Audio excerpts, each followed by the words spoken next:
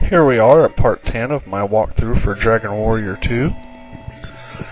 We have just leveled up and got a new pretty helmet for our hero here. There's another piece of equipment that we can buy in here, the giant hammer, but we're about to go and get a better weapon anyway, so it's not really that necessary. What we're going to want to do is kind of take a trip to follow in our ancestors' footsteps. Traveling across the Alfguardian continent here. Travel through the old Remilder cave, which you noticed is a little different than it used to be. And heading off to the west here, it's Sharlock, the Dragon Lord's castle.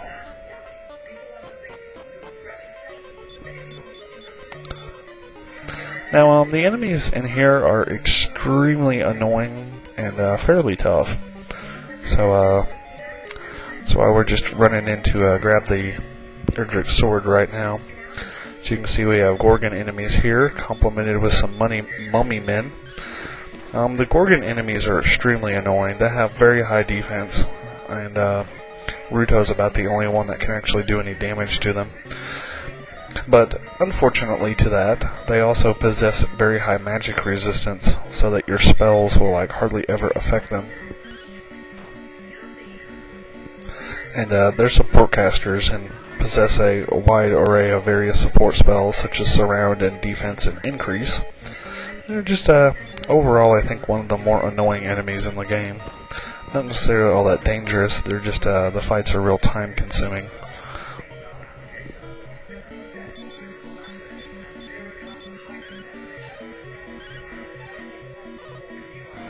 Especially once you get a surround spell hit on you.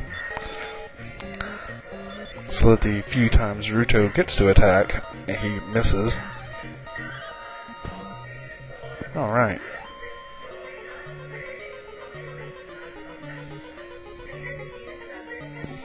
The layout of the castle on this one is very similar to the one in Dragon Warrior 1. Only that the blocks are bigger. As you can see the chest there that has Erdrick's sword in it, just like it did in Dragon Warrior 1. That's what we're heading in here to get. We'll come back later and pick up the rest of the treasures. These enemies you do need to watch out for. They breathe scorching flames, which does damage to all the members of your party. If you run across a group of 4 or 5 of them at a time, it could be a potential wipe for your whole team.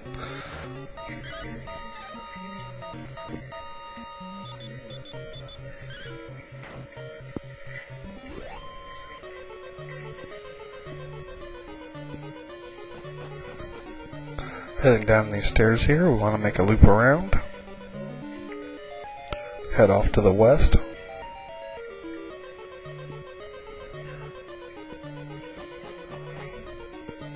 Here we're going to go north and then head up the stairway, which will take us to the sword.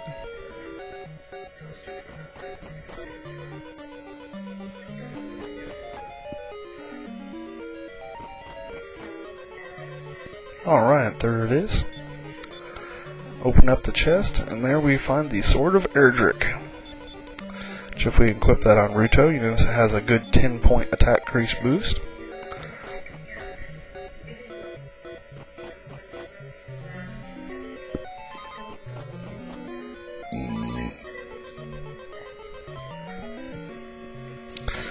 Here's a new enemy for this area, the Basilisk. Which, they're pretty much like the snakes that we have been fighting. They just have more hit points, give more experience and whatnot.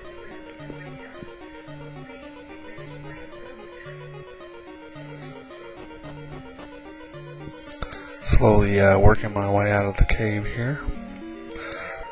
I kind of like to walk out rather than cast the outside spell just for the experience, because we do still need to grind for a little bit before we're ready to go to the more advanced areas of the game.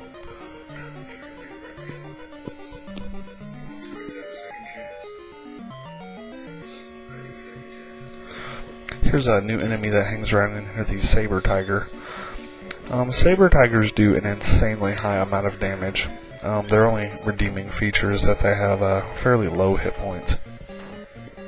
A good Inferno spell will actually take out a group of them. Ouch, ouch, ouch. Ruto's getting a little hurt there. Oh no, Ruto fell. You notice the screen turns red whenever somebody dies instead of the brown color. Well, I guess now would be a good time to get out of here.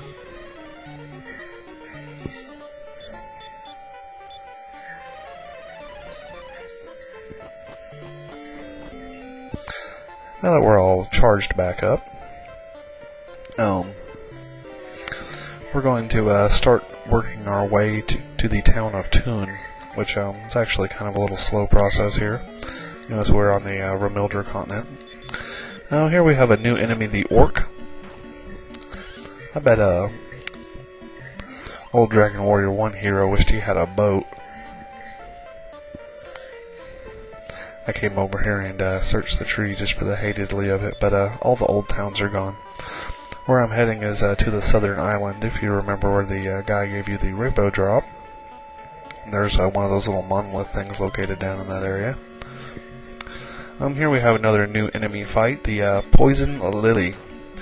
These things breathe out a gas cloud which has a chance to poison every member of your party, which is fairly annoying. As you can see there, Ruto poison, Glenn poison. Alani repelled it, but then was poisoned by the next one. So my entire party is poisoned now. It's very draining on your MP to have to cure that all the time fighting these things. So I don't really suggest grinding around here as much as any more than necessary. Alright, Alani raised a level. Power increased by 1, reaction speed 2, hit points 1, MP 2. Alani learned 1 new spell. But whenever we're ready, we want to head to the south here. And you can see the southern monolith there.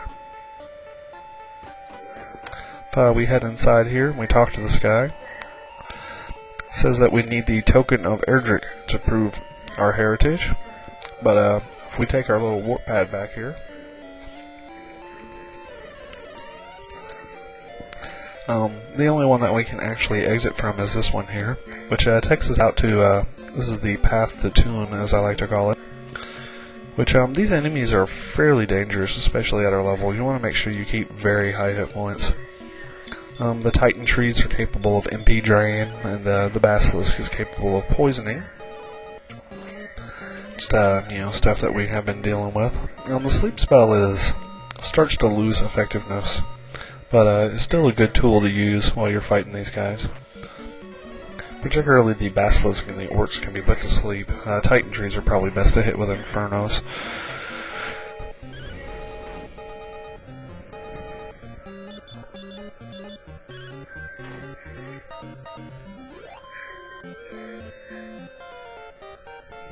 Alright, level up. Power increased by 5, reaction speed 7, HP 2, MP 4. Now, what's probably going to happen in this general process is you're going to get beat up and have to go back to the castle and then just keep slowly trying to make your way there. Here I got a fight with 8 metal slimes. So, that is insane. Ruto's the only one that can actually do more than 1 point of damage to these guys, on top of their insanely high runaway rate. These fights are actually, I think, more annoying than any good that you actually get from them. The reason I like to try to grind around the Toon area is the enemies there give a lot more money than the enemies around the alfguard area here.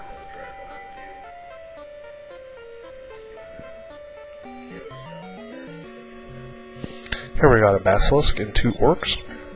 Again, sleep spell is good for the Orcs there. Got one of them.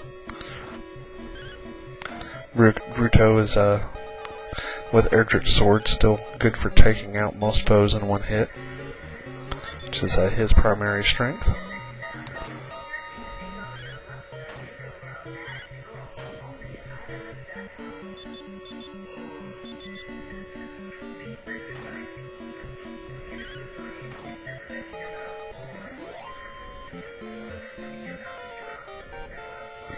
Alright, level up.